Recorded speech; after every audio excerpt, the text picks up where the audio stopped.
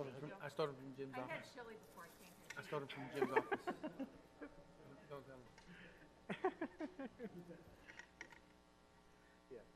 Well, and the other thing too is I don't know if you. I'll give one to Attorney Roberts. They sent us a bill. I don't know if it's intentional or not, but I've had so many people complain, including my wife, who's complaining about this, about how the bill goes outdated. Like, oh, yeah. And then a lot of people pay the late fee because they know it's late. So, you know, will basically be, and I know the people in the office.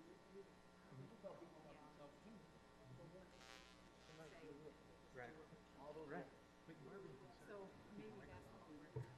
Maybe, and I mean, the other thing too is like, I feel like there'd be some like regulators who could potentially jump in, you know, to, Right. or even just like help people out when they How can't pay. do we get this new dais rebuilt and nicer? Okay. Oh, thank you. Appreciate it. Thank you. I've got a letter to Okay. afterwards for the city. Oh, cool. Thank you. Thanks. Thanks, Patricia. Thank you so much.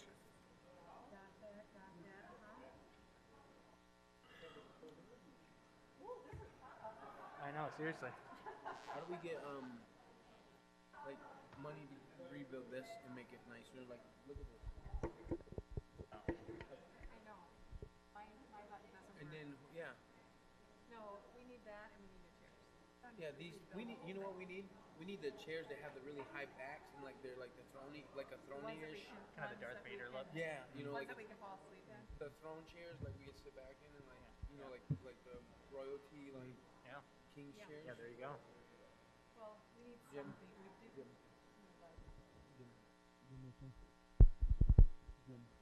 Jim.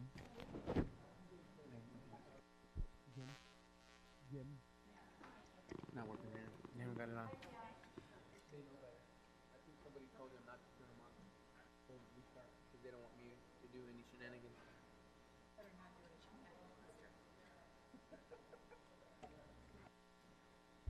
Just spit wide and shoot them at Don Cooney. Yeah. Let's see, we got the dividers down here. But we can get a direct shot right here.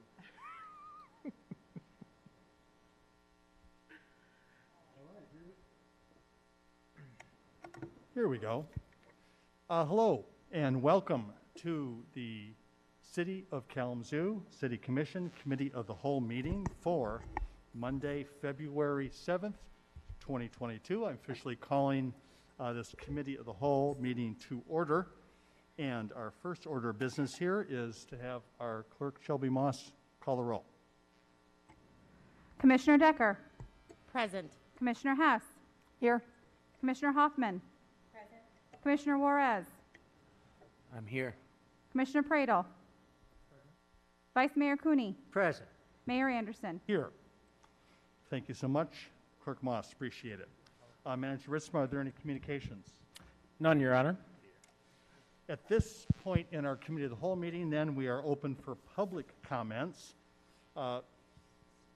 Just as a reminder, public comments at the Committee of the Whole meeting by our rules have been established to be 2 minutes. So we give 2 minutes for public comments. I will first ask if there is anyone in the chamber here who would like to provide any public comments for our meeting this evening. Yes, please come forward.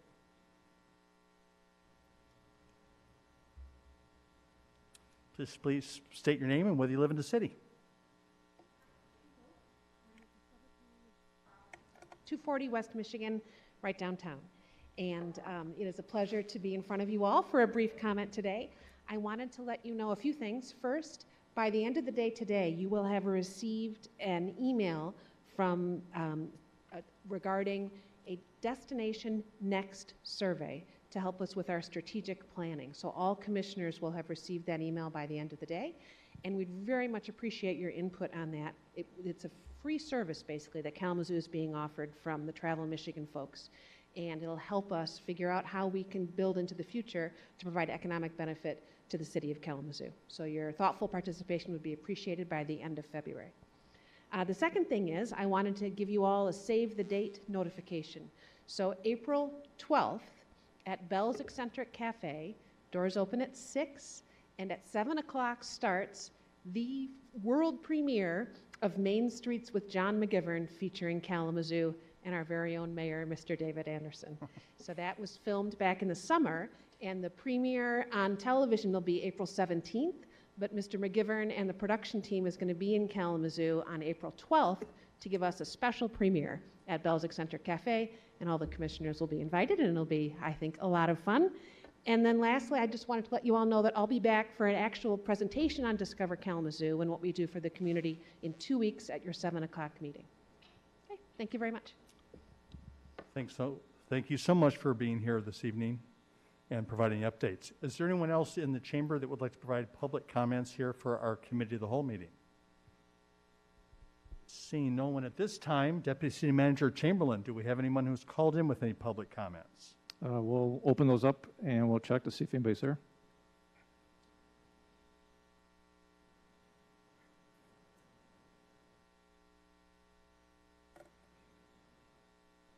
Looks like we do not have any comments at this time, sir.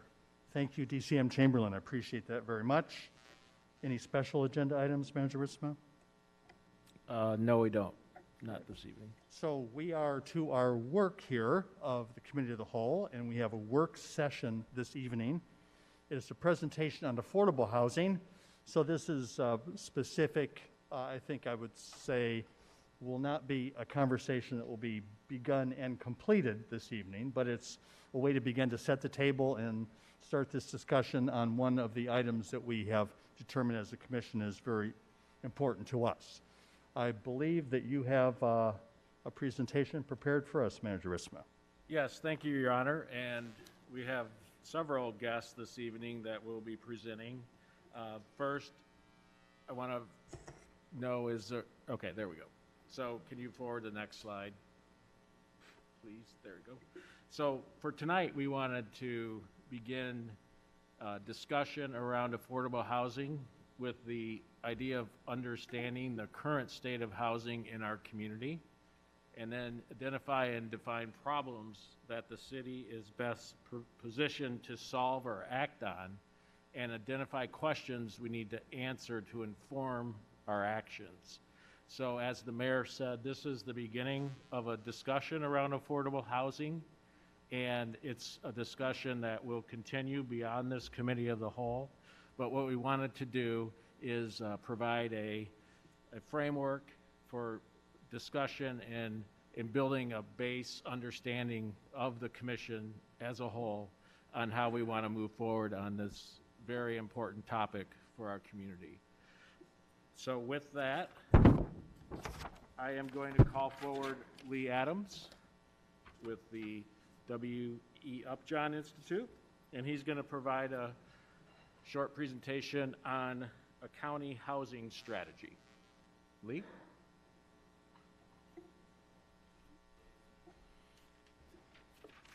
All right, thank you. Yeah, good afternoon or evening, whatever we consider this time of the day. We appreciate you letting us share a little bit about our housing plan that we're putting together. Yeah. I just wanted to say that that is not a very powerful microphone if you're very far away from it. Okay. So just to make sure everybody can hear, yeah. Thank you. Okay, it's been a little while since we've been in person, so we're a little rusty. My hands just start floating. It's you know why. So yeah, we've been working on creating a housing plan for Kalamazoo County for a little while now. We've got a couple of slides that outline the process that we've gone through, what the plan's going to ultimately look like, and a little bit of the data that we've assembled so far. We don't want to get too far ahead of ourselves because we are in the middle of the process. We don't have a lot of the results ready to share, so we can share some of the preliminary data, but not necessarily everything that's going to be incorporated into the plan.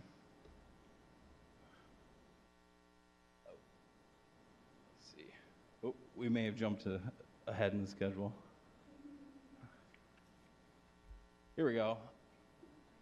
All right, so actually I'm going to let Emily Petz, another person at the Upjohn Institute that's been leading a lot of this work, kind of describe the plan and the structure that we're using for that plan. Thank you, Lee.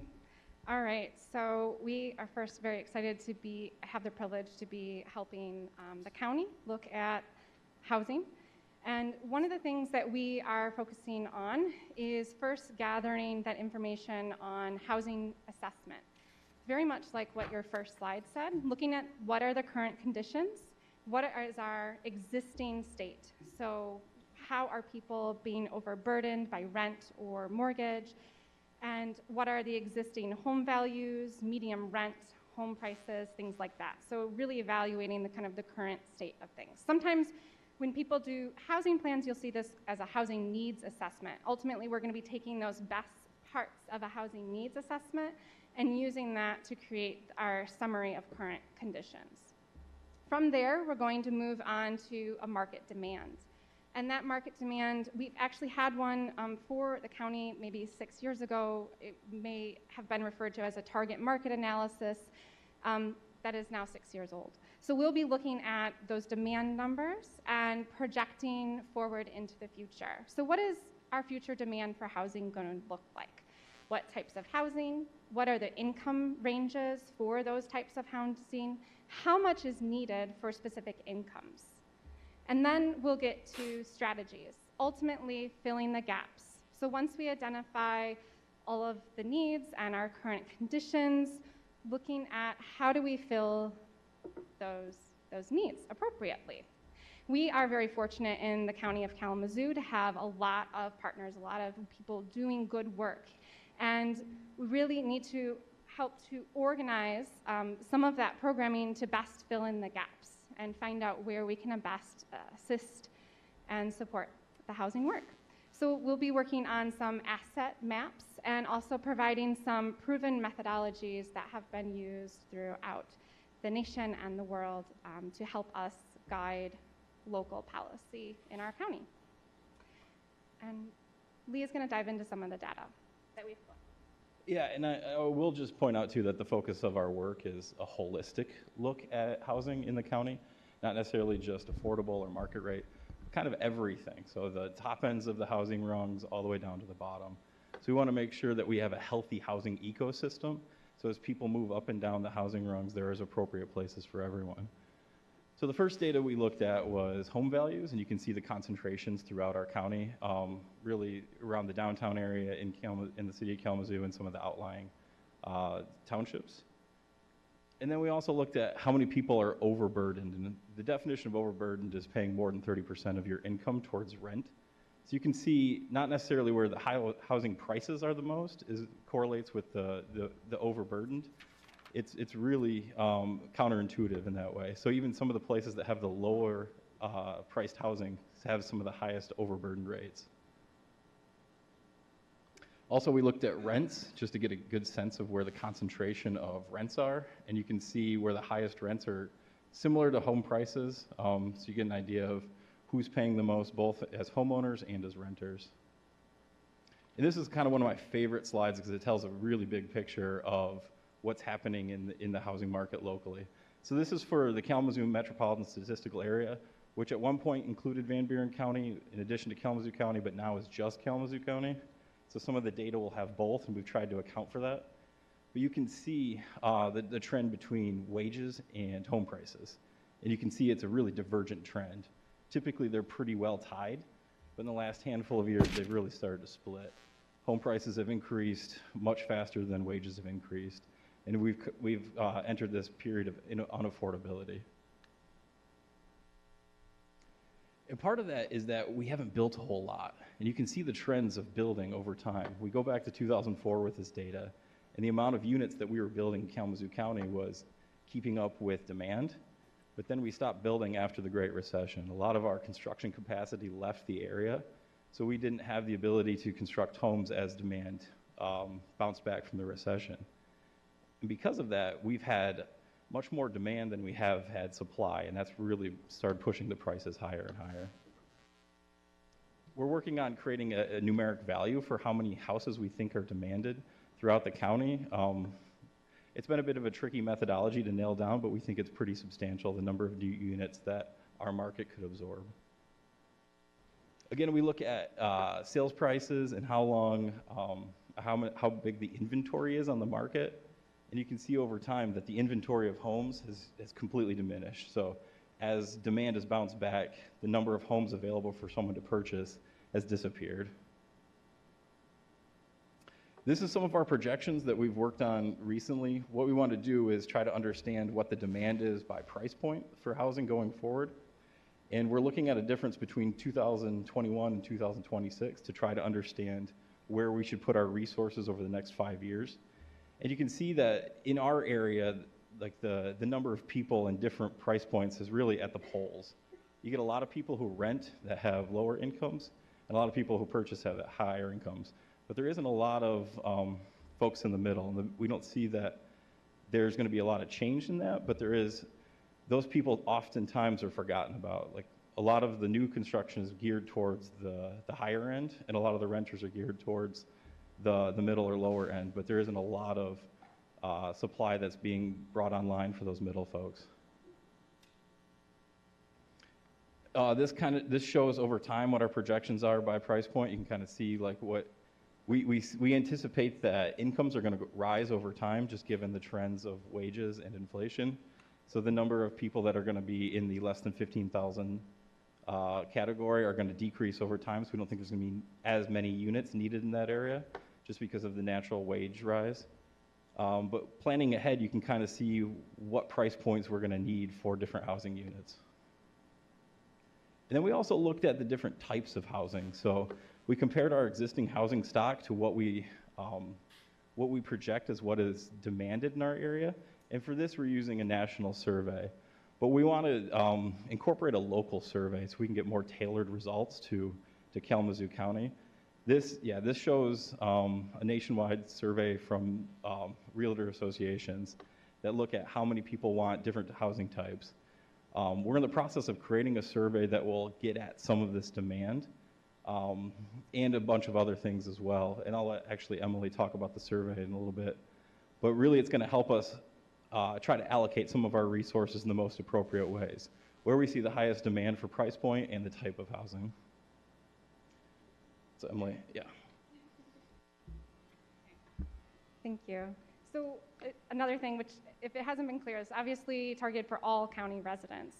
And one of the major components of a plan is always community feedback and participation. And one of the ways that we're going to do that is through a housing survey. It's going to collect information on demographics, housing preferences, on types, location, and various affordability constraints, as well as a few questions on the Kalamazoo promise. It will be spread through social media platforms, as well as targeted mailers. I actually have a few examples that I can show you today with me. And we will be sending out these mailers at the end of the month. Social media should start a little sooner, and so stay tuned on some of those marketing materials that we'd like to send your way to help disseminate it through the different platforms. We're working with numerous partner organizations to disseminate the survey. We'll also be partnering with all of the neighborhood associations to make sure that we're getting as many people as possible to have the opportunity to answer the survey, whether they're connected to social media or not. We also have been working with the Continuum of Care to provide a targeted survey to the unhoused population in the city of Kalamazoo. And yeah, that is still in the works, but we hope to get that out soon. The overall timeline for the plan is to be completed in May. And that is it. So we are happy to answer any additional questions you may have. Listeners, I know this is a lot to digest, obviously, and I do want to make sure we do have time for the other portions of our program here. And just as a reminder, Amanda, will these slides be available to general public, or are they? Yes, they will, Your Honor. So we do have some hard packets, copy packets here in hand. Vice Mayor Cooney. Thank you, Mayor. I just wanted to ask about that one slide that you showed about demand is strongest in mid-priced units. I don't understand that slide. This one? No. Or the one with the demand yeah, is strong. that one, yeah. Okay, yeah. Yeah, so based on the population that we are projecting to have here in Kalamazoo County in 2026 using economic forecasting models. Those are the folks that are going to fall within those income categories. So this is the change that we see from 2021 to 2026 as happening based on the forecasting models that we're using. But we have so many people that are low income that aren't having the housing. So Yeah. I don't understand why they're not, the demand for them. They would, yeah. So, and this is the bug in the data that we're using for the economic forecast. We assume that people are going to have higher incomes going forward than they have now, just based on the wage projections that are moving forward. So the underlying data has some potential issues. And this is kind of the feedback that we're looking for to try to understand how that we can use the data resources that we have. Okay. Thank you.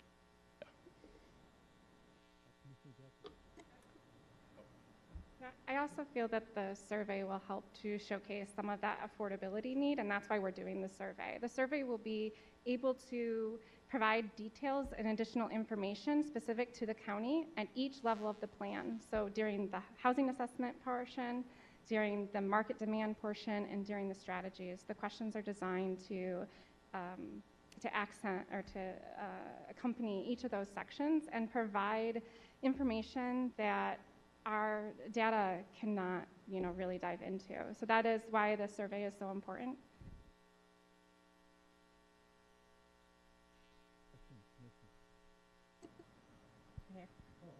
Thank you, Mayor. So I did have a question regarding the survey that you're going to do. So you say you're going to send out 15,000 mailers. Can you tell me what areas are you really going to be targeting those in? All of Kalamazoo County.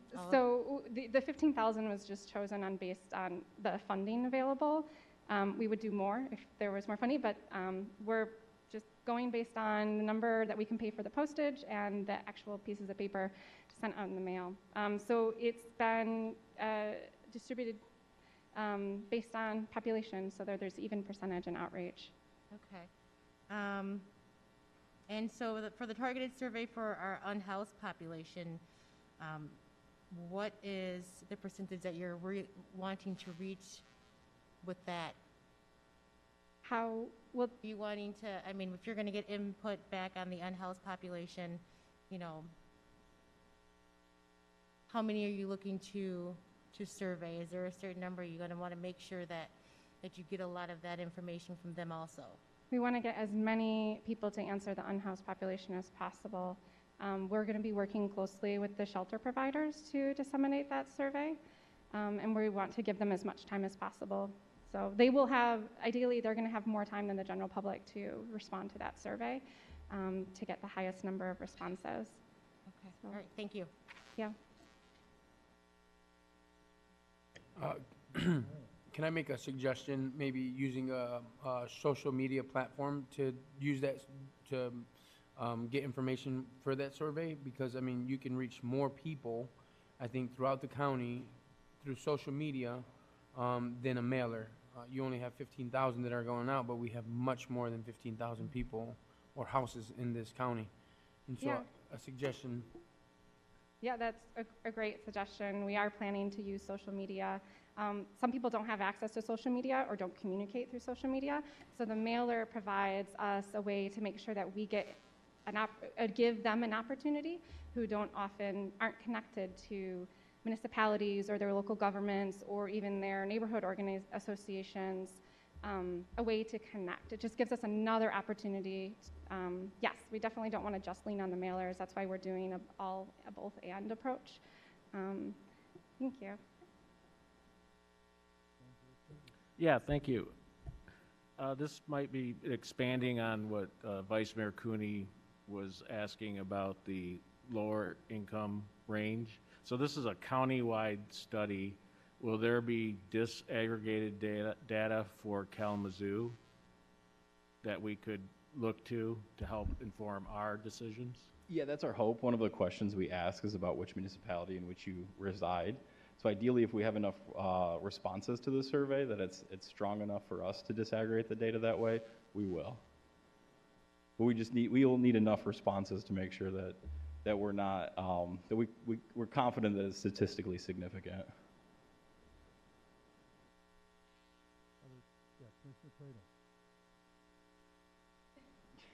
All right, sorry. We can see each other now, so now we can try to pass the mic. Just had a question for you on the slide where it talks about the pace of building and the dramatic fall in 2021. I just wondering if you could speak to that a little bit more. You would just think that with, the increased demand, there would be significantly greater building occurring. And I was just wondering if you could just kind of dive a little bit more into that and why you think those trends exist.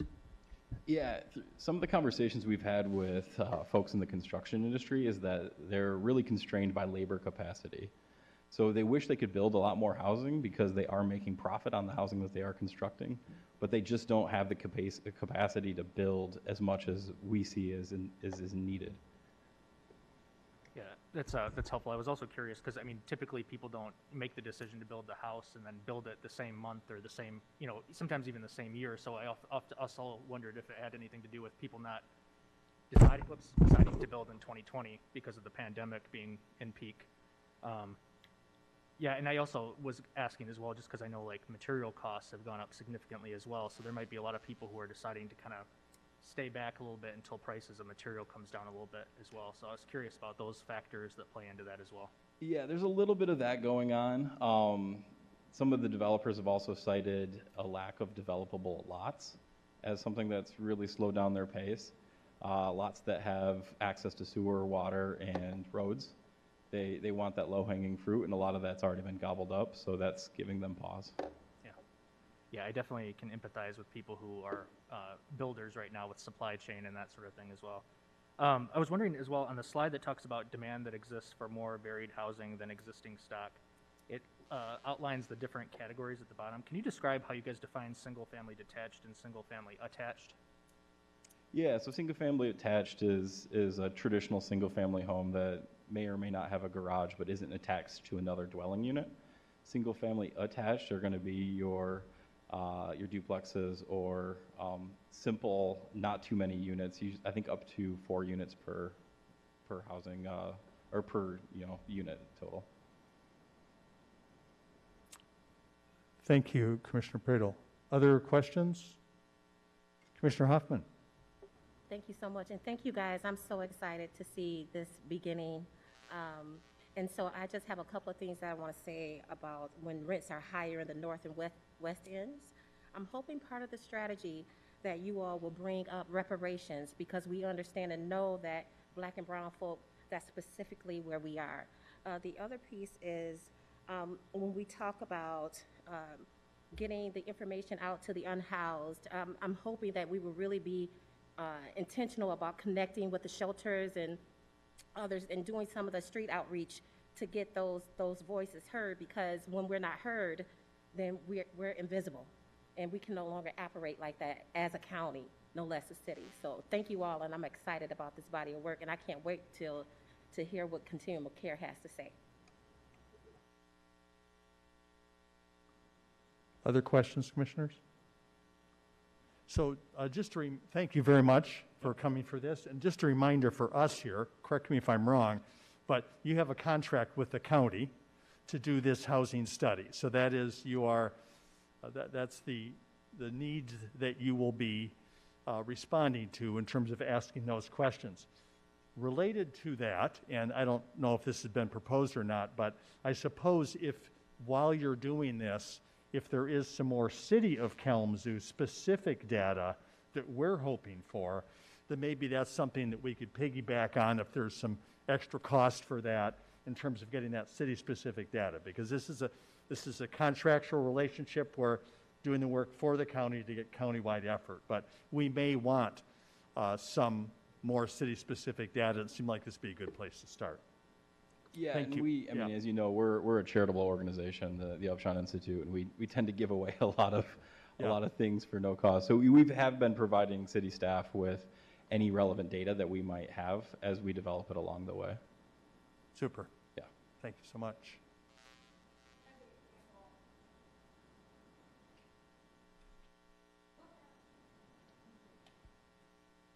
Thanks again, Manager Ritzma.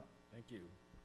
Yes, sorry that the slides are not in order. What we're going to have next is a presentation from Ms. Tiana Williams, who is with the Kalamazoo County Continuum of Care. Welcome. Hi, thank you for Welcome, having Tiana. Yes. Thank you for having us. On behalf of United Way, Continuum Care, we are proud to partner with you on this work. So as we get started, I want to give an overview of what a continuum of care is. The continuum of care, oh shoot, maybe I should do this. Not used to having to turn the slides myself. The Continuum of Care is a housing and urban development program designed to promote community-wide commitment to the goal of ending homelessness. So it provides funding for efforts by nonprofit providers and state and local governments to quickly rehouse individuals, homeless individuals and families, while minimizing the trauma and dislocation caused by homelessness. It also promotes the access and effective utilization of mainstream programs by homeless individuals and families, and optimize self-sufficiency among individuals and families experiencing homelessness. Our Kalamazoo County Continuum of Care is comprised of nonprofit housing and service providers, local municipalities such as city partners, and state representatives.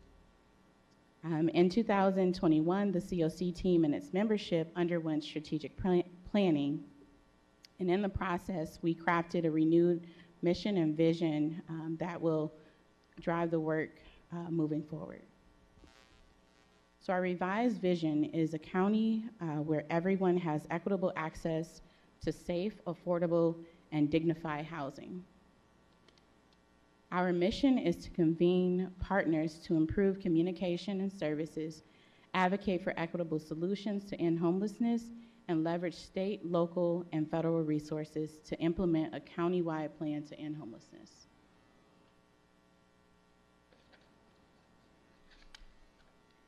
During our strategic planning process, we identified the role of our local COC here. So we partner with our members to increase coordination and find solutions to the gaps and equities and challenges they experience when working to reduce homelessness. So an example of that is our newly formed Outreach Coordination Committee.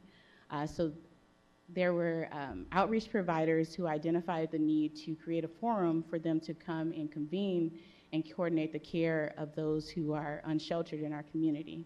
And so from there, that team formed and they meet weekly. We operate a by name list, and we have adopted a care coordination model. What we found, we've increased not only access to housing and services, but really have opened up the silos in our community where we are doing more warm transfers and handoffs. Our second role that we identified is we measure and analyze data to ensure accountability throughout the system of services for those experiencing homelessness. And we do this by utilizing a homeless management information system. That's our shared data system that tracks, and we use that to collect and report on the characteristics of those experiencing homelessness in our community and their service patterns. So we write, maintain, and monitor a community-developed countywide 10-year plan to end homelessness as mandated by HUD. During our strategic planning process, we identified the need to create a more robust 10-year plan, and we will be engaging our partners in this effort moving forward. We administer state and federal funding streams that mandate the use of COC structure. In addition to state and federal funding streams, we are very fortunate in this community to have generous funders, local funding sources. In fact, those funds provided by our funders here have helped us fill in the gaps that more restrictive federal and state funds provide. So an example of that is the local funding stream that we have. We were able to support 2 programs, the Lantern Houses, which is a low barrier shelter for those who are experiencing homelessness, who may have mental health disorders, and substance use. The other program, which is the rentable program, it just launched. We just had a launch of that. It's a security deposit replacement program that helps to mitigate the barriers in accessing permanent housing. Furthermore, the local funding sources, we like to thank the city and the Foundation for Excellence for providing those funds, allowed us to create a mini grant process. This mini grant process is less restrictive and more flexible to quickly respond to the needs in our systems as they emerge. So next we'll give an overview of our data here.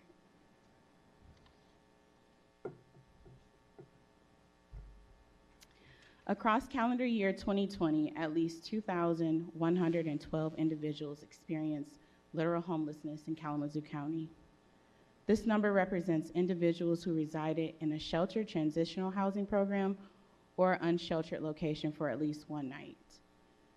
It only includes households which have interacted with our homeless service providers who use our HMIS, or Homeless Management Information System. It does not include any individuals who are doubled up or in other precarious housing situations, individuals who were homeless prior to 2020 and now receive ongoing permanent housing supports through our homeless service system, or individuals who did not seek services from providers that use HMIS. So there may be individuals and families that experience homelessness that are not captured in this because the organizations that they went and sought assistance from does not operate on the HMIS system. We do have a path forward in that. Carrie Bosch, our HMIS administrator, is able to help agencies set up provider pages so that they can share on that data system. So also seen throughout most of the state of Michigan, there was a significant decrease in literal homelessness from 2019 to 2020 in Kalamazoo County. We can attribute this to a combination of factors related to COVID-19 pandemic. So it's likely that fewer households became homeless during 2020 due to the eviction moratoriums and increased funding for rental relief. And we have our community partners to thank for responding so quickly and being able to help families stay housed during that time. Also, temporary reductions in shelter capacity due to social distancing measure, as well as public health guidance and stay-at-home orders, may also have led to more households to stay with family or friends rather than seeking shelter or other supports in our homeless system. We should note that we should be preparing for increases in literal homelessness as temporary emergency funding sources and rental assistance are fully expended. So while decreases were found among household types, the largest decrease was found among families with children and unaccompanied youth under the age of 18. So while the number of single adults decreased overall, we did see increases in the number of unsheltered individuals served by our street outreach programs, as well as increases in the number of individuals categorized as chronically homeless. These individuals having a disabling condition and have experienced homelessness continuously for a year or more, or at least 4 separate times during 12 or more months in the past 3 years.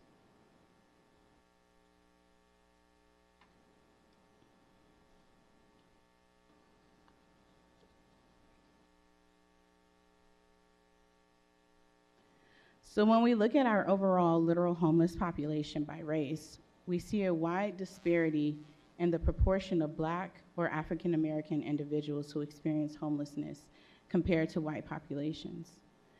56% of the 2,112 individuals who were unhoused in 2020 identified as Black or African American, compared to the 40% who identified as white.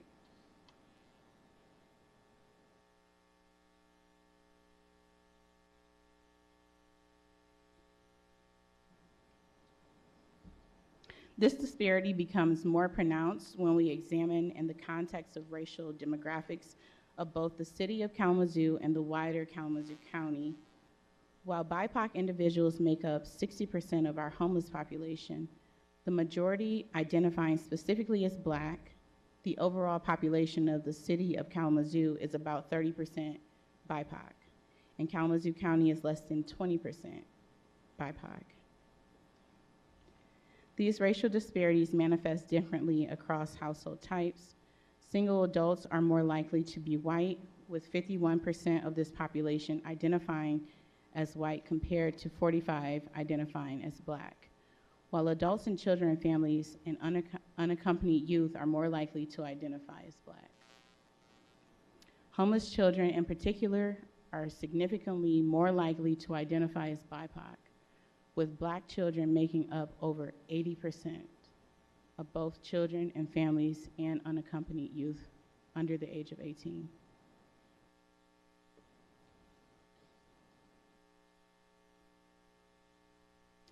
To add some additional context to help us understand the populations of individuals who have experienced homelessness in 2020, just over 30% indicated that they were survivors of domestic violence. Over 40% have one or more disabling condition. About 30% have spent 12 or more months in emergency shelter, a safe haven, or a place not meant for habitation over the past 3 years. 464 individuals were identified as chronically homeless, which means they have experienced homelessness continuously for a year or more, or at least 4 separate times, totaling 12 or more months in the past 3 years, and they have a disabling condition. 88 individuals were identified as veterans. 343 individuals were seniors aged 55 or older. Finally, while the public might speculate that the recent increases we are seeing in visible homelessness, which is generally in the form of unsheltered individuals residing in the encampments in our county, it is actually primarily, the belief is that due to an influx of individuals coming to our county, that's why we're seeing the increases. That's actually not true. Our data tells us a different narrative. In 2020, 67% of literal homeless individuals reported their last residence was in Kalamazoo County, an increase from 62% in 2019. So we have to dispel that narrative.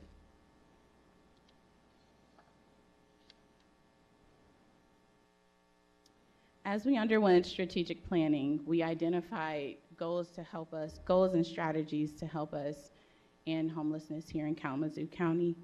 So here are a few, and I'll just go through some of the strategies. So in the area of programming and planning, we will be producing a new unifying plan to end homelessness. As I mentioned earlier, we'll call on our partners here as we realize that all of our partners and their vantage points is necessary to create a robust plan. Our strategy 2 for planning and programming will expand the supportive and housing services offered through members to prevent and reduce homelessness, increase permanent housing, and reduce the length of time a person remains homeless, re-enter homelessness, or experiences homelessness for the first time. So I look at equity. In our equity goal, one of our strategies is to integrate equity into the decision-making structure of the organization, specifically centering the voices of those who are or have experienced homelessness. So when we look at our various committees, as we recruit volunteers for boards, allocation and accountability teams, some of the requirements that we have are that you have recently experienced homelessness, and we also, or have had an experience, and we also look for community members to serve on those committees as well. During our strategic planning process, we did create a pathway for those experiencing homelessness in our system to comment on the strategic plan.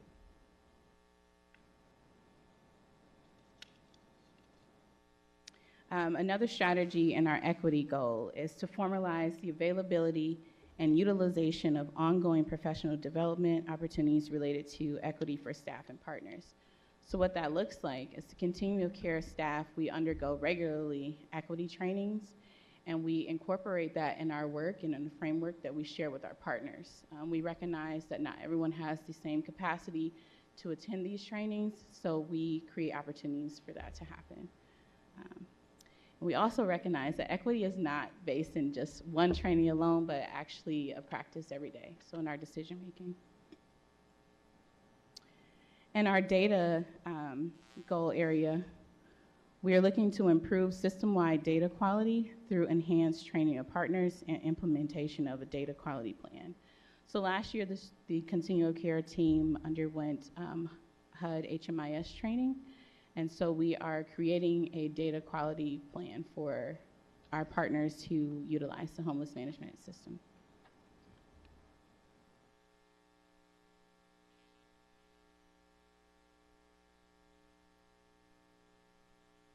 So in the area of funding, we're looking to maintain and grow resources to invest in supportive services and current housing programs.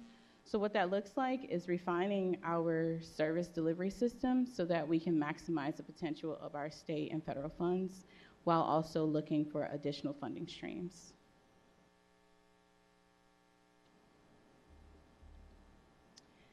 And I won't go through the rest of the goals, but I'll just touch on one that's really important and that we make sure that we live in practice every day is the Continuum Transparency.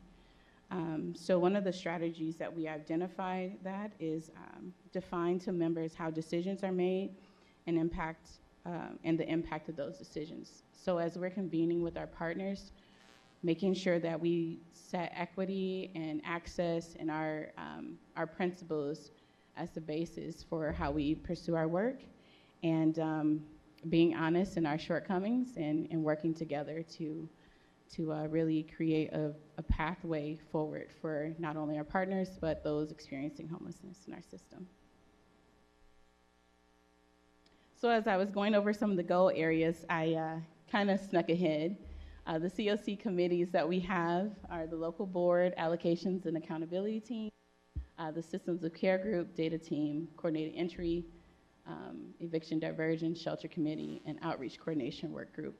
These groups are aligned to help us carry out the strategic plan.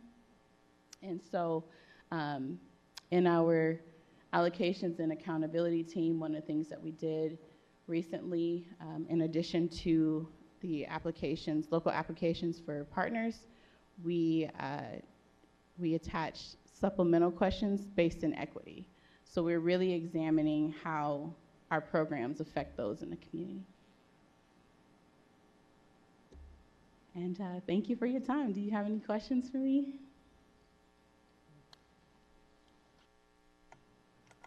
Thank you very, very much, Ms. Williams. I appreciate you being here. Are there questions from the commission? Commissioner Decker. Thank you, Mayor. Thank you for that presentation. I do have a question. So you have write and maintain and monitor a community developed countywide 10-year plan to end homelessness. Can you clarify, is that already completed? Is it in the works? Is it what you're working on now? So HUD requires COCs to have a 10-year plan to end homelessness. We do have a plan, but as we found, it needs to be updated. And so our strategic plan and the goal areas and our principles will help guide that. And so we'll be working on that this year. Actually, that's a part of one of our strategies. So you're working on it this year to have a plan completed. Do you have maybe an estimated date that you could bring back to the commission? That's a good one. We don't have that timeline out right now, but it is definitely in our strategy for goal one, for year one. So by the end of the year, we will have a 10-year plan. Okay, thank you. Thank you. Other questions, commissioners? Commissioner Pradle. Thank you so much for the presentation. I appreciate you being here tonight. I was just wondering, from your perspective, I've heard a number of people describe our housing environment as kind of siloed, if you will. And I'm just curious how you envision this plan rectifying that and helping to us kind of coalesce and work better together and collaborative and have kind of a North Star that we're all going to. I'm just kind of curious about your thoughts on Thank you. I think that we've already began that at the Continuum. So the committee that formed out of the need for providers to have a place to really collaborate on the work, that's an example of that. And so one of the things that we understand from our perspective in working with various nonprofit organizations and partners is that everyone's perspective is needed to create a solution. And so one of the things that we're really intentional on is cultivating a space where that can happen. So within that outreach coordination work group, we have community agreements and standards that was actually crafted by members to outline the expectation. And then that it is transparency and honesty, being honest on your capacity to do the work, where you may come up short, and then what is needed to restore you. So we operate by a restorative model as well.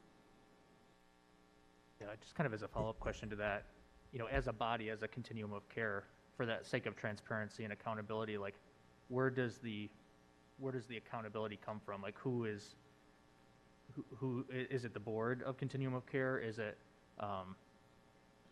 I would say it's a both and. The board of the Continuum of Care, the Continuum of Care team, partners, and community residents to hold us accountable to the things that we say that we'll do.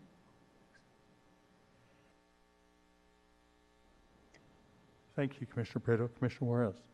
Yes, on one of these slides, it's you talk about people of color. Mm-hmm. And so is that everybody that's not white? And like, I would like to know maybe some percentage with Hispanic population and how that looks.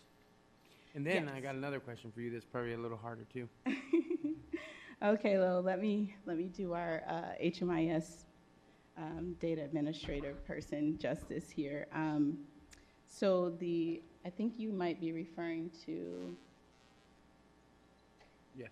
Are you referring to this slide? Mm-hmm. Okay.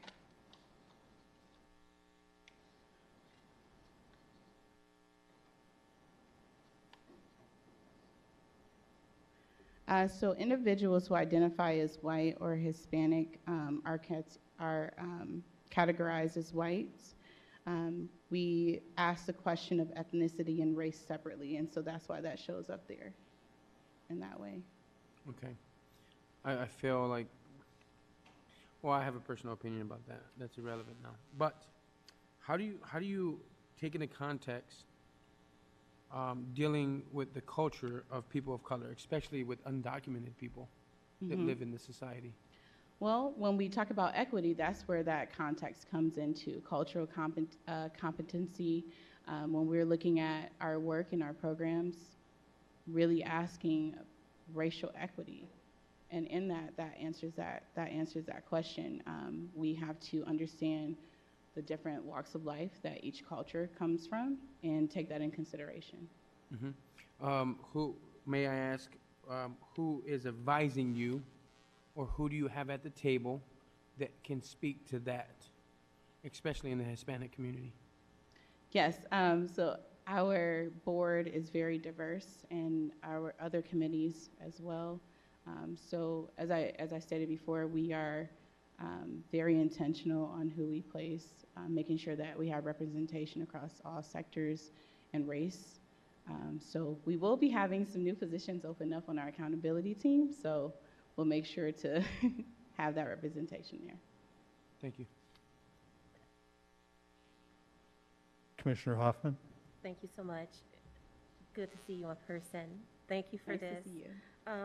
I was wondering if you could just bring a little more clarity to the breakdown of the 2020 literal homeless by race, where that 56%. Can you tell us, Tiana, what is the population, what percentage of Black folk are represented in the county versus that 56%?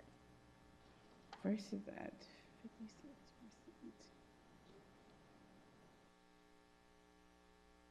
Are we talking about this right here? Yes. Okay. And can you state your question again? I'm sorry. Yeah, I just want to, I want us to know, I want the public to know the population of black folk in Kalamazoo County, and then we have this 56% of our county homelessness. So I want to bring clarity to the community about that. Okay. So if you would allow me to get that answer for you and bring that back, I will do Okay. that. Thank you. All set, Commissioner? Yep, Vice Mayor Cooney. Thank you, Mayor. So I'm looking at the chart where it's 2016 to 2020. And according to the chart, we've made dramatic improvements in cutting down on the number of people that are homeless. And I don't think that's what the community thinks is the case. Mm-hmm. And you said that you can't count people that are doubling up, couch surfing, or not seeking help. This is not, I don't think this is the trend that's happening nationally. So I don't understand how we're doing that much better, and it's not what people think they're saying. I understand that. I think one thing to remember is this is the data of those who access services within our homeless system for providers that have the HMIS system. And so we have created more pathways for other providers to get on that same data system. But yes, to your point, there are other trends within the community. We're just reporting what the HMIS data says. And so we are mindful of stating that that there are individuals and families who have sought services from other providers. Okay. Thank you. Thank you for the presentation. It's very helpful, the things you're telling us. Yeah. Thank you. If you have any more questions or concerns, feel free to reach out to us at coc@ubicker.org. Thank you for having me. Thank you so much. Appreciate your presence, taking some time to come down here to talk to us, and I'm sure we'll invite you back. So thank you once again. Manager Ritzman. Next, we will hear from our Community Planning Economic Development Director, Rebecca Kick, and talk about Imagine Kalamazoo and what's in the pipeline related to housing. And just to let commissioners know, this is after the presentation we heard from Lee, and it's after that, so. Yep, I'm going to move quickly because this is a bit of a recap from budget as well as Imagine Kalamazoo. So I'm hoping that this will be really familiar, but we thought that this could also help in grounding our work and helping you see what you did adopt in the past 2020 budget, which would address questions that might come up as well. So just wanted to have it fresh in your mind as you are considering things. So first I wanted to talk about aligning these with our strategic goals. So our Housing Development Fund is aligned with complete neighborhoods, shared prosperity, economic vitality, and environmental responsibility as well. When we look into Imagine Kalamazoo as housing for all as an intended outcome, I pulled some of the quotes that we had from our residents. And we've been really working to remove barriers, to be able to align development processes and work towards the vision of housing for all. So we're looking at everything from homeownership to rental, and what are the things that we've had to do. In 2022, the housing development budget that you adopted was a little bit more than $8 million. So each of the buckets that $8 million falls into, one of them is new housing. So this would be new units, whether single family through multifamily. We have about $3.4 million allocated for that. This is ARPA funds, Foundation for Excellence funds, as well as our HUD, our Housing and Urban Development Home and CDBG funds are wrapped into this number. Rehab and weatherization for housing, about $1.2 million. Rehab for affordable rental, $1.5 million. Critical repairs, nearly $1,976,000. The lead paint removal, this is a supplementary grant that you had helped us approve to help us with the $2 million grant that we have with Kalamazoo Neighborhood Housing Services. For many of the quotes that we were getting on some of the housing units were way more than HUD would pay for. And so we don't want to say no to those folks. So we have had this supplementary budget added to that for lead paint removal. We also assist people with clouded title and foreclosure prevention. This is that strategy to keep people in the homes that they're already in who may have difficulty with their chain of title. It might be heir, a property that they got because a loved one passed away. We want to make sure that they can stay in their home. Another is pre-development and technical assistance. This could either be for a homeowner who's building a home or for a developer who's looking to build a home. We could provide environmentals, a survey, technical assistance that helps them get coaching to help them develop their project, as well as lease purchase assistance. Again, this is an incredible program that we're doing with the Kalamazoo Neighborhood Housing Services, as well as Open Doors Kalamazoo. And this is helping people transition from their rental status into home ownership.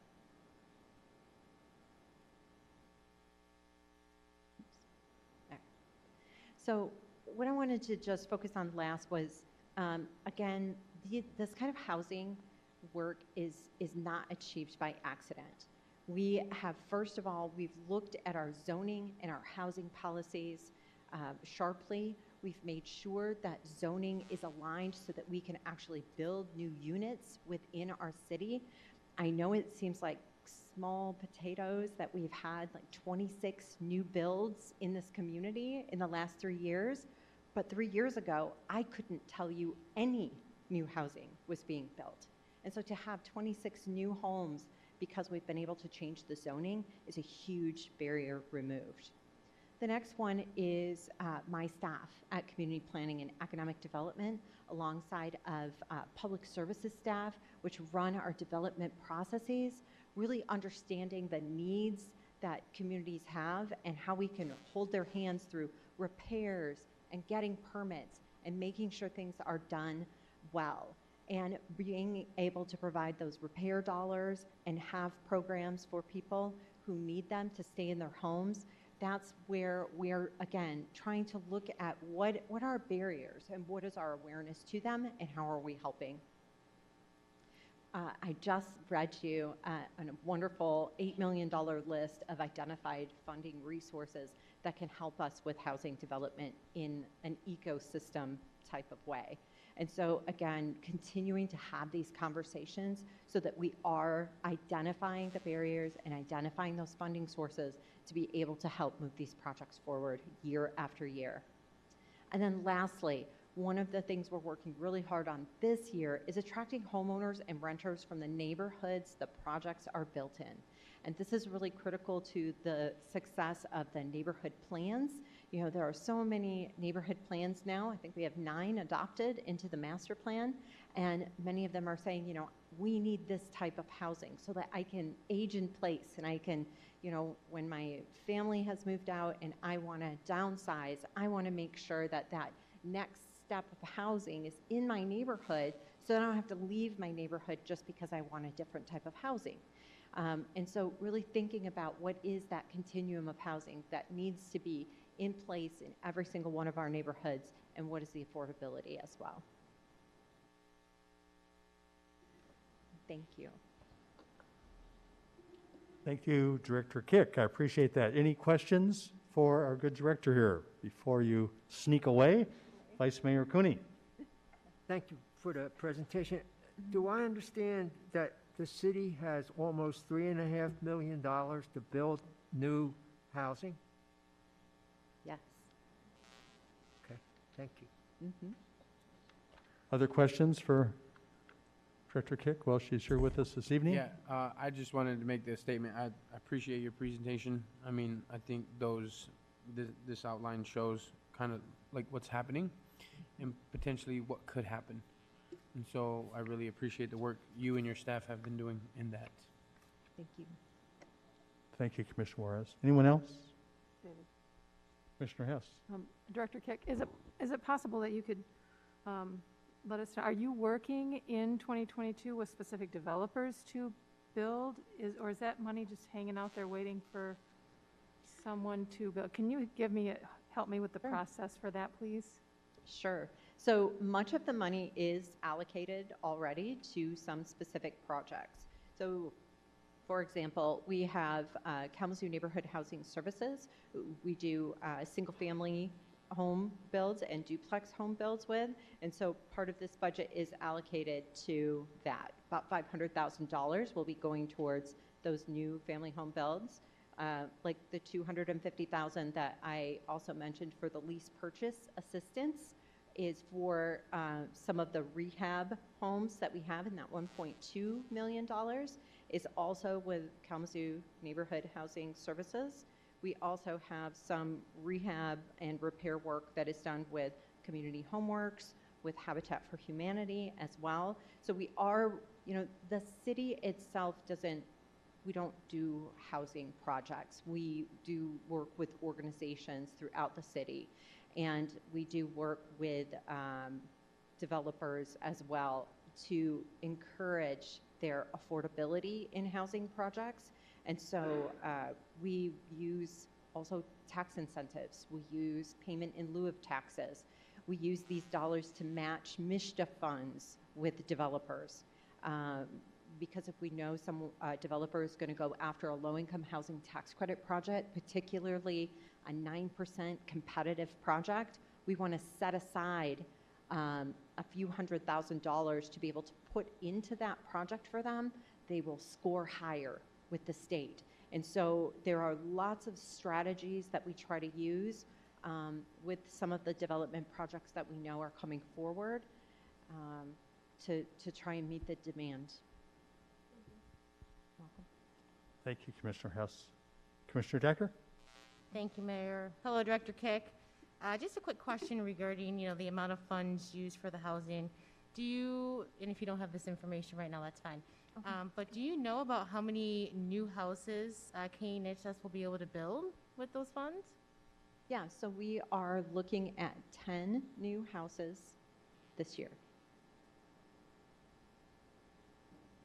Awesome. Unfortunately, our original goal was about 12, and then the construction prices are just so high right now that unfortunately we're at 10. Okay. But have they started any of those yet, or that's still in the beginning process, or?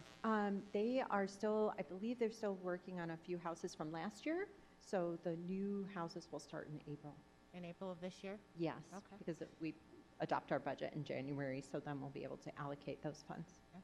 And I'm assuming that they already have the land picked out where they're going to be putting these homes? Yes, or is we've that been something- working, we've been working with the land bank as well as other city properties that we have to identify that land, yes. Thank you. You're welcome. Any other questions? Thank you once again, Director Kick. Appreciate your work. Manager Ritzma. Thank you, Mayor. Now we're going to hear from our commissioners who are also housing providers. First, we'll hear from David Anderson, who's with Integrated Services Kalamazoo. Then Stephanie Hoffman with Open Doors Kalamazoo, and then Chris Pradle from Community Homeworks. David? So what I'm going to do here is I'm going to politely say I'll go ahead and wrap it up. So I'll go third on the list. Is there someone who would like to go first? Well, thank you all for the opportunity. Thank you to Upjohn and to the Continuum of Care, which is housed at the United Way, for being here and giving us this information. Work is being done even when it feels like it isn't, so kudos to all of you. I would like to, that 56% African Americans, that representation is critical to our community.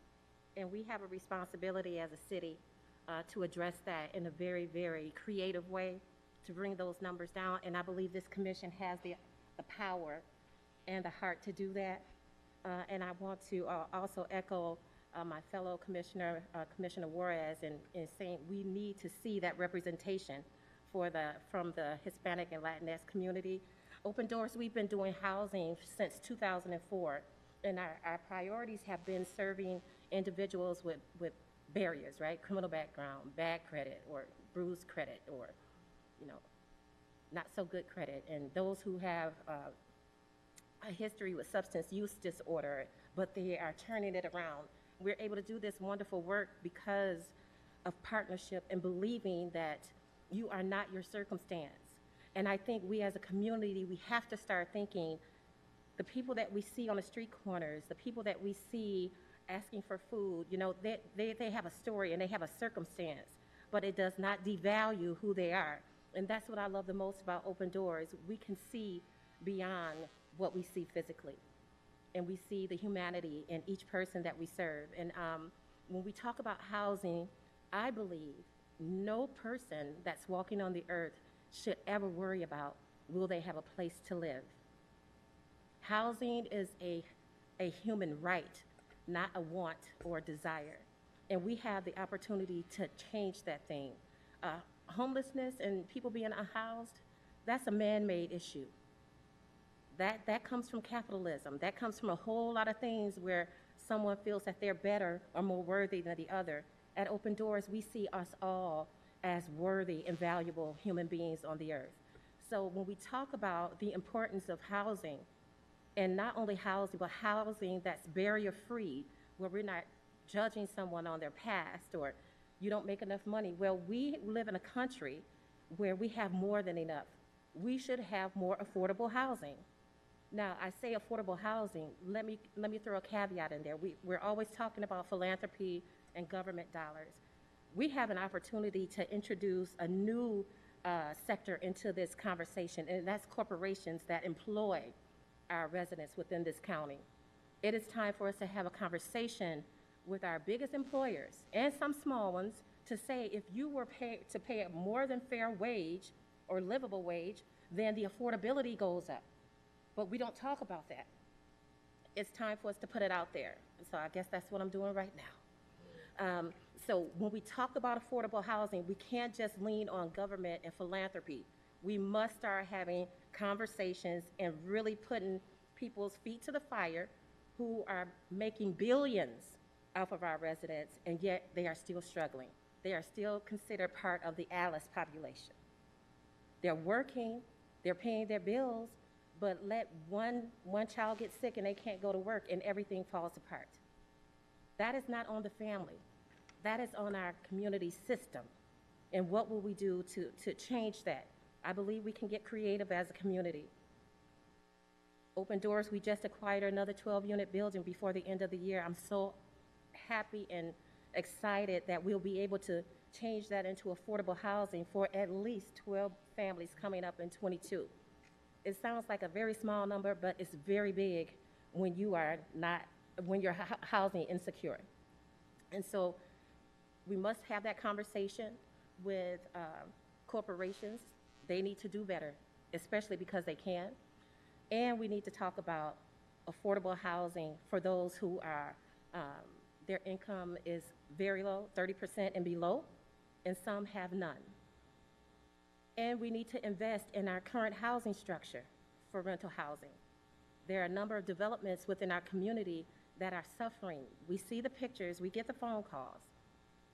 Rodents rampant in hallways. Kids can't go outside and play because there's gun violence. So it's time that this community, and I believe this is the commission. The other 53 were really, really good. But this one right here, we can do something about that. So thank you for this opportunity to just share and lift up the importance of we can help each other if we make each other a priority. So thanks so much. Thank you, Commissioner Hoffman. Commissioner Pradel. Sure. Thank you, Mayor, and thank you, Commissioner Hoffman. I first wanted to start off by saying in my daytime role, I love my job. I think we often talk about this, but during the pandemic, the widening disparities, but the more recognizable disparities that were already there are being exacerbated. We saw when Lee and Emily were presenting, they showed that graph with the wage versus rental gap. You saw that begin to widen, right? Well, at Community Homeworks, we serve people who reside and own their own home. And much like the rental community, people who own a home, I believe, are seeing a significant and similar gap in ability to afford to stay and remain in their home. When you look at the people who are homeowners, oftentimes people will say to us, they're like, well, when we think of somebody who's low income, that means that they're in affordable rental situations. And that's just not the case. There is a large segment in our community of people who reside and own their own home who are low income or ALICE families. And so they ask, well, how do they end up in that situation? How do they become a homeowner? And, there's a number of ways. Some people have faced hardship in their lives where, their financial situation when they became a homeowner no longer remains the same. Some people, saw an opportunity where there was a very affordable house, and they thought, wow, that house is so affordable. I got it at an auction, or I was able to get it, for $15,000 or $20,000. This is going to be great. Not realizing that a home that's 100 years old, from the maintenance and repair needs and the utility costs alone, are shocking.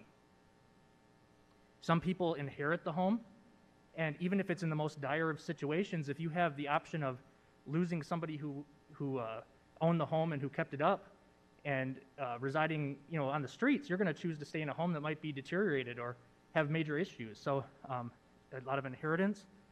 And we also see an extremely large number of older adults who, worked their whole life, paid off their home, and now have no income and no longer can afford to maintain their home or pay for the utilities on Social Security or their limited income.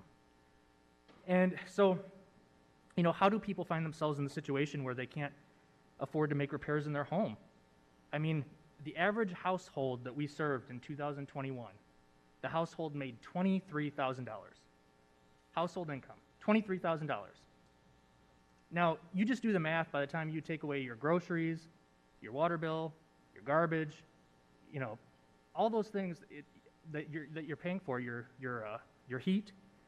I mean, there's not really anything left.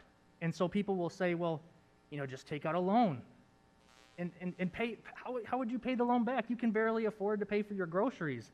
So how are you going to afford to pay a loan back when you make $23,000 a year, even if you're paying $25 or $50 per month? The vast majority of homes that we serve right now are no heat situations. I sit tomorrow morning at 8:30 a.m. I'm going to meet with my team, construction team, and we're going to talk about all the cases that have come in the last few days. And the vast majority of them are going to be no heat situations. I periodically will go out with our team to home situations to check out the home. We've had situations, the way that people keep their homes warm this time of year, if they don't have a furnace, they turn on their oven and open the oven door. Now, I've been in homes with 7 little kids running around the house with an oven door open. I've been in homes where there is a space heater, with scorch marks up the wall. And you can hear chirping in the house because they don't have working fire and CO2 detectors. I've been in homes, and I have team members who've been in homes with single parents with 4 children, where Consumers Energy shut off the unit because it was emitting CO2. And the mother, out of desperation, turns it back on because she wants to keep her family warm during a polar vortex. That is going on right now in the city of Kalamazoo. And the alternative to those circumstances is either homelessness or housing instability. 30% of the households that we served in 2021 had children in the household.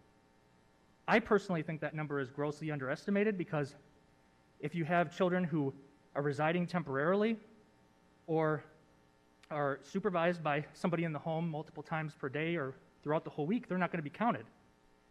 But imagine how difficult it would be to focus in school, and especially during a pandemic, trying to learn from home when you're sitting at a kitchen table in 45-degree heat in the home, or with a drip coming from the ceiling. It is significantly impacting people's lives. It's traumatic. It causes insurmountable stress for people who are already faced with unsurmountable stress.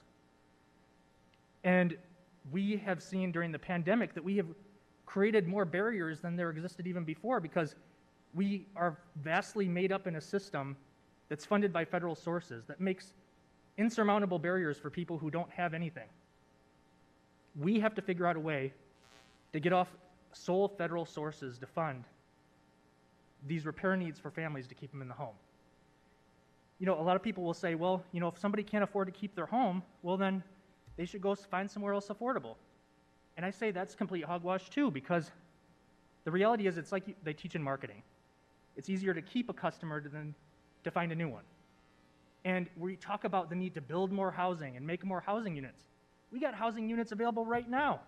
And for $4,500, we can probably go fix a furnace for somebody, keep them in their house, and negate having to create another unit of housing. So we have to be as purposeful in intent about securing people in their current housing circumstances, whether it be eviction prevention, whether it be foreclosure prevention, whether it be critical home repairs. All those things are as substantively important and more economical to solving the housing crisis in our community as making more housing. Because if we don't get serious about it, if we don't make it a priority, we're going to have to keep creating more and more and more housing for people who had housing to start with. You know, one of the things that I think I see as working is targeted strategies. So right now we're working on a proposal, working with partners. We've been learning and working with Cradle Kalamazoo in the health department to find strategies so that if a family like we had this last week with a 2-week-old baby and a mother who has to leave their home because they don't have heat, that they don't have to wait the 2 weeks for an environmental review to access CDBG funding. They don't have to wait to go through all the paperwork. If we have an expectant parent and young children, we will get into that home, like that day. And we need more targeted strategies based on the needs that people are facing to help solve those problems. And as much of a godsend as federal funding is to help, we need other alternative sources, because federal funding is great when you have time on your side, but when you don't have time on your side, it's not your friend. Some of the gaps that exist right now, there's a number of people in our home who, all reasonable circumstances, ended up in a land contract situation. You know, that's for a lot of people the way that they become homeowners for the first time. And there's really no good solution for those individuals. People in mobile homes. I've never seen a group of people who ends up on more of an endless referral loop than people who live in mobile homes. Roofing. It's the most expensive repair need that people have for their house. And it's the most difficult to access if you need it. And the thing is the roof is so critical to maintaining all the other things within the home that we have to go in and repair oftentimes because the roof is the source of the problem. Probably 50% of the homes that we're in have a poor roof condition that's causing some of the interior repairs that we're trying to solve. So we're solving the interior repairs, but can't afford to solve the roof. Bed bugs. I had a situation a couple months ago where a young gentleman called and said that his 92-year-old father had severe bed bugs so bad that he was literally becoming like physically lethargic. And I mean, I can't tell you how many places that they called for help and looking for help to remediate that.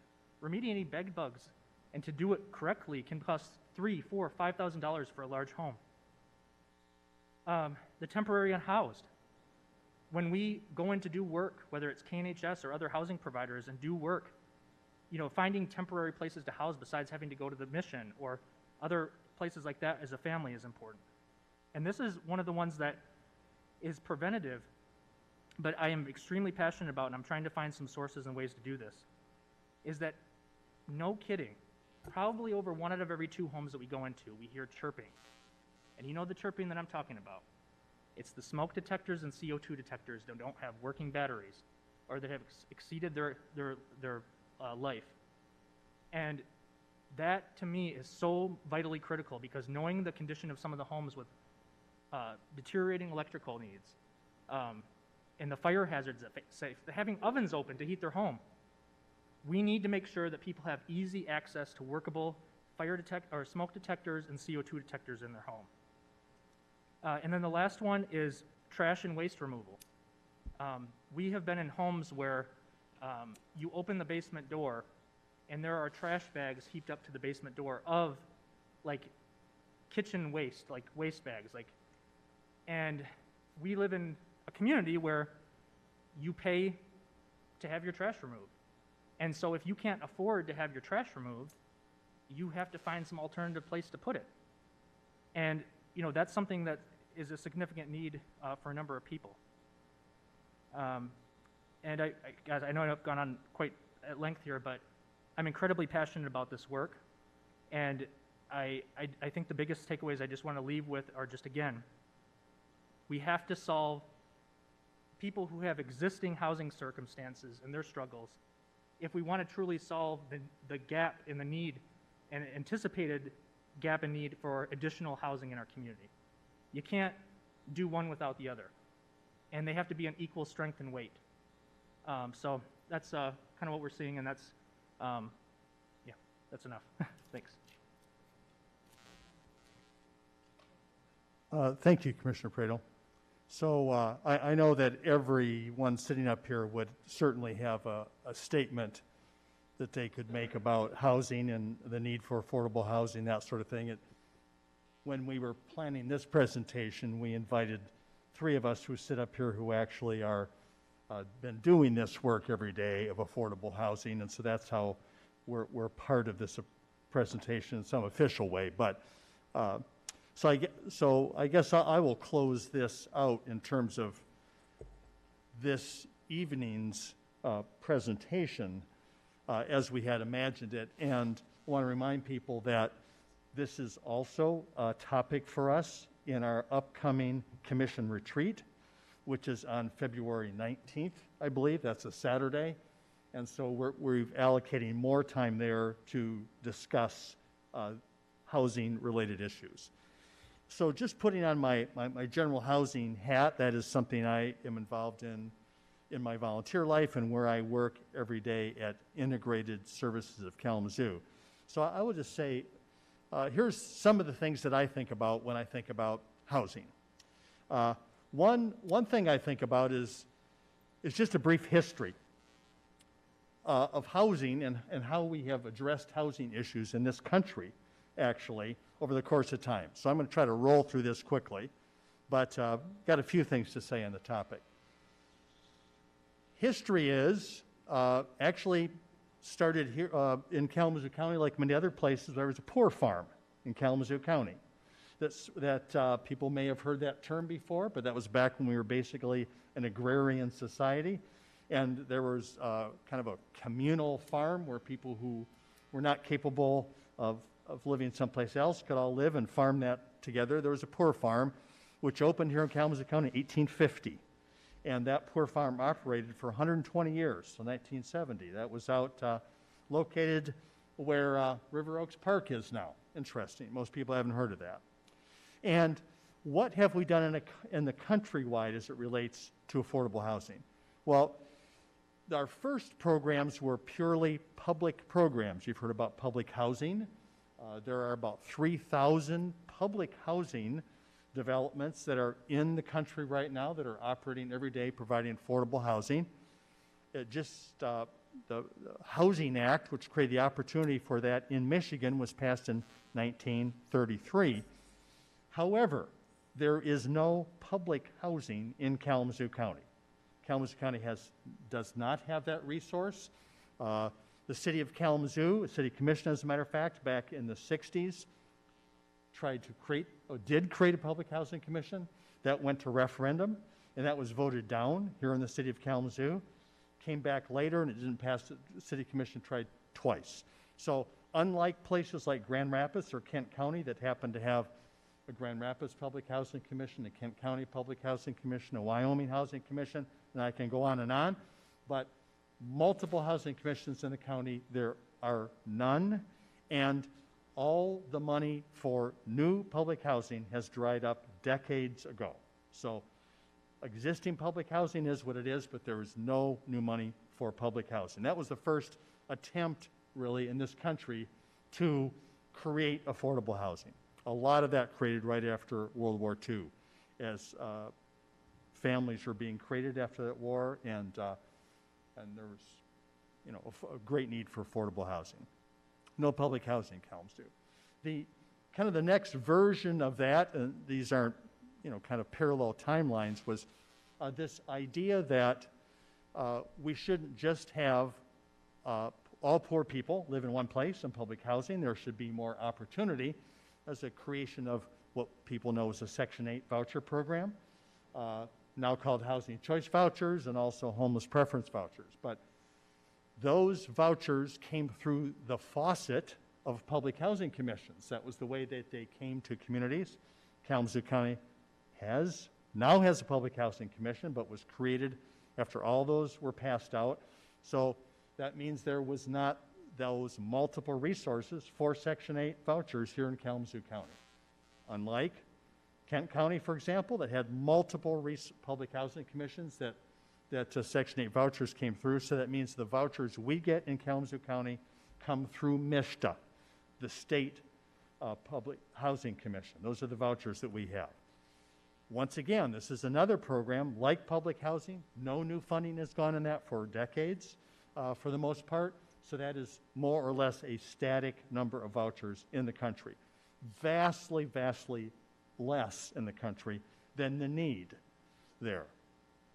The third version of housing that was created was a public-private partnership where there was some mortgage assistance, maybe some guaranteed mortgage, and some rental assistance that went into properties that could be developed by a for-profit developer, not the government anymore, like public housing, but a for-profit or non-for-profit developer. And we do have some of that housing in Kalamazoo County. Stadium Drive Apartments, for example, or Mallard Cove, or Comstock Village, or Fox Ridge, or Interfaith Homes are some examples of that kind of housing. So now we're going to see a little change, but I want to jump a little bit here, and I want to say, what does affordable housing mean? We throw that term around as if it means a universal kind of a response.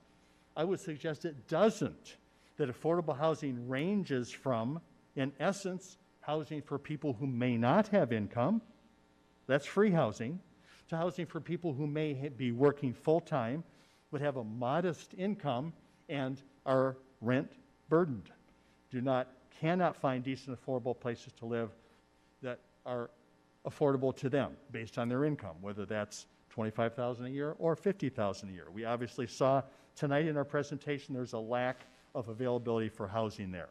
But in those programs that I talked about up until now, those were subsidy-based programs, whether you're talking about Section 8 vouchers, or we're talking about Public Housing Commission, or we're talking about the model of helping private developers, in that there was direct tenant subsidies in all those programs, which means the rent for every unit was based on tenant income, not on a set rent.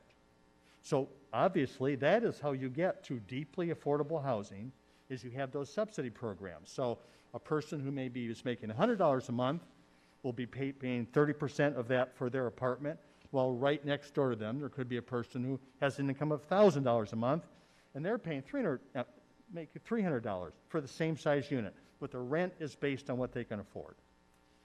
Where are we at now in this country in terms of creating affordable housing? Those programs that I described, no increase on the federal level. Those are static. Those programs are there and operating, but have not added. We basically, at the federal level, got out of the business of creating new, affordable, subsidized affordable housing, really before the 90s began. It's almost 30 years ago. So it should be no surprise to anyone that we are finding ourselves in this circumstance now from policy decisions that were made a long time ago. What is the new program really nationwide that creates affordable housing now? That program is called Low Income Housing Tax Credits, LIHTC, LIHTC. That program is a program that is a subsidy, in essence, to the development. That program reduces the size of a mortgage and requires that lower rents be charged. But they are fixed lower rents. You still have to have the income you need to pay those rents. So we do have some of those developments here in the county, but that means that the subsidy component is not built in.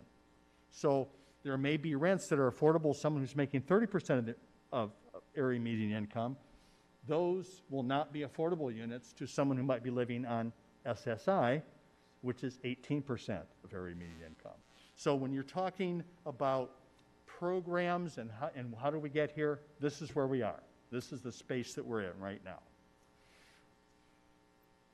One other thing I would say that has occurred over this course of time is that we have seen not only the programs ending that I'm talking about, those significant programs, we've seen a change in the economy. We've seen, for example, we had a Fisher Body here where you could literally graduate from high school and get a good paying job, and you could use that to buy a house. And that economy has changed. We have diminished the number of good paying jobs that allow you to support a family and buy a house or rent a decent place. See, the economy has changed. You've certainly, at the same time, you've seen our mental health system change. Our state hospital system that used to house tens of thousands of people has really turned people out.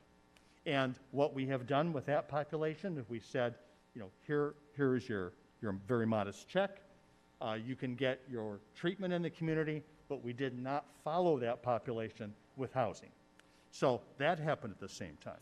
I also suggest that something else that's occurred is that, as opposed to a few decades ago, the availability, unfortunately, of a variety of substances that contribute to substance use disorder, and I'm talking about whether it's opioids, or I'm talking about meth, or I'm talking about cocaine, those are much more available and much cheaper now and much more prevalent.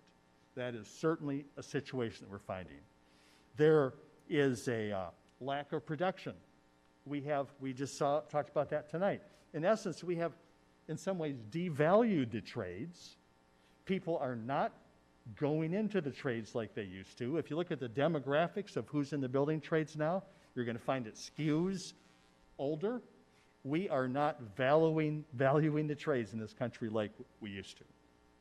And lastly, and obviously, Commissioner Hoffman already talked about this, but not only has this generally affected everybody, but who has suffered the worst, not only from these things, but from a whole variety of approaches driven by racism that have occurred on top of this, affecting one smaller portion of our general community. So that's where we are, and that's how we've gotten here. So where do we go from here? What can we do about all this? I mean, it can seem overwhelming. And you look at a number and you think, 3 million. Well, that sounds great. You know, 3 million for housing in here, Vice Mayor Cooney, you brought up. Well, these days, if we're building new houses here in Kalamazoo, that's a dozen new houses, 10 to 12 new houses. Well, that is not going to solve the problem. Certainly, it's going to help that family, and thank goodness for that. I mean, I couldn't be happier about that, but that's not going to solve the problem. So the things we have to do is we have to think about what are the range of responses? What does it look, whether we're between the difference of affordable housing for people that want to own, decent workforce housing, and housing for folks who may not have the capability to earn an income right now or to pay very much rent. So those are very different kinds of development models we have to think about. That's one thing. Another thing is that we work with partners. The city is not going to build every unit or manage every unit. We have to make sure that we have strong partners that we support in Kalamazoo that can and will do that development. Another thing we have to do is we have to leverage our investments. So we may have some money that we can help, incentivize for some things to be done, but I think all the time we need to be thinking about, if we provide some city resources, are we leveraging other money? In other words, are we turning our investment into more? So we definitely have to look at all the ways we can leverage our direct investments. Like Commissioner Pradel talked about, maintaining existing is a huge piece of this, and sometimes we forget about that. We think about, well, build new, we got to create more, but let's not make sure that we're losing it at one end while we're creating it at the other. Also very important. And I would suggest that we need to continue to support emerging contractors, as we've been attempting to do here in Kalamazoo. Actually, being a contractor or being a tradesperson is a very good way to make a living. Those aren't jobs that are going to be shipped away. Those are jobs that provide decent wages, and those are jobs that provide a lot, I would say, of satisfaction to the tradesperson. Having been one myself for a long time, I can attest to that. We've got the CTE program coming along here, talking about that. So how are we going to partner on encouraging contractors? Last thing I'll say about this is that we do have opportunities here, and it's not just us. We have a county that voted to support a millage. We've got the money coming in 8 years now. The first county, I would say, possibly in the country, that has passed this kind of a millage investment. That's going to be over $50 million by the time that gets done, maybe closer to 60. And that means that there is a desire and an effort. I think it's time to catch the wave. We've got work happening in this community related to trades, career and technical education. We have a county that's made a commitment to it. Now we have some additional resources that we can use from American Rescue Plan, in addition to what already we are lucky enough to provide here by having the Foundation for Excellence on top of our HUD dollars that come. So clear-eyed, realistic planning, partnering, leveraging, and making sure that we tell our story and build partnerships more broadly than we have in the past. That's my piece, Manager. All right. Well, thank you, commissioners, for providing us that background. Given the time where we're at right now, we were going to have some facilitated discussion, but just leave it open for commissioner comments. And as I mentioned before, we will follow up with this discussion at our retreat in a couple weeks. So, Mayor, I'll just open up the floor. Thank you, Manager Ritzman. Anything for the good of the order here on this evening? Commissioner Decker. Thank you, Mayor. I just want to say I am excited about the work that we're going to be doing regarding affordable housing. It's a long time coming, and I think, as Commissioner Hoffman said, that we will be the ones to make a change and really make a big difference and an impact. I did have another question. I've forgotten Mr. Lee Adams of the W. Upjohn. I did jump on the survey. And I just want to make sure that when I went to the survey, it was just for English. So I'm also wondering, will you guys be making that available in Spanish also? I think we'll have English and Spanish as our two languages. We talked about other ones, but the platform they're using doesn't have a lot of other options besides those two languages. Okay. I just noticed that the ones that you gave us were just for the English, so I definitely wanted to bring that up, because if we are going to reach all of the population and do the surveys, we want to make sure that everyone's voice is heard. Yeah. So thank you for that. Yeah.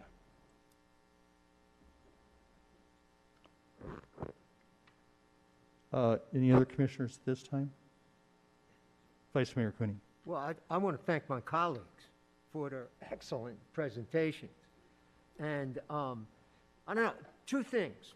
One, the system is not working for ordinary people, and especially it's not working for people of color and for people with low income. Number one, the system has to change. We're in that system. That's going to take a while to change the system. We have to do what we can where we are right now. And you folks have expertise here that's way beyond me, and the price of a valid criticism is a workable solution. So we have to come up with a plan saying, here we are right now, and we're going to do this because this is going to make a difference in a lot of people's lives. We also have to advocate for long-term solutions to the economy and the political system that we're in right now, because if we don't do that, we're going to be in this same spot next year and the year after and 10 years down the line. Thank you, Vice Mayor. Anyone else? Yeah, Commissioner Pradel. Yeah, Vice Mayor Cooney, you brought up a really great point that, I've talked at great lengths with my team about during the day, is that I think for maybe decades, we have tried to serve some of our most vulnerable residents with the systems that exist, right? We're stuck in a box, and we try to work our way to stay in that box. But I think we have come to the point where we have to choose to create new systems that work for us and the people of this community and target the solutions based on the unique needs that we know exist, whether it be young families or veterans or individuals with disabilities. We have to target those solutions and create our own systems and carve out our own systems if the existing systems aren't working for us. And we have that opportunity to do that. Commissioner Juarez. I think the biggest thing for me is the excitement from your guys' presentation and how you guys feel about this is not your typical buckshot approach anymore, right? It's not you're going to shoot a bird shot and hit everything at the same time and deal with it that way. Creative, strategic, targeted approaches is very exciting, and that gives honor to different cultures that exist in this community. As we represent different cultures on this dais, so shall the work we do will affect those cultures. And so I'm excited to hear when you guys talk about these things, and like Don said, I'm amazed. I don't have a dog in this fight. You guys do, and I trust you guys. And so, yeah, I'm excited with you guys. All right, seeing no one else, I know we're going to be back up here in about 15 minutes, so we'll take a quick break. Committee of the Whole is adjourned. Here's the gavel, Mr. Messer, thank you, and we will see you in a little bit.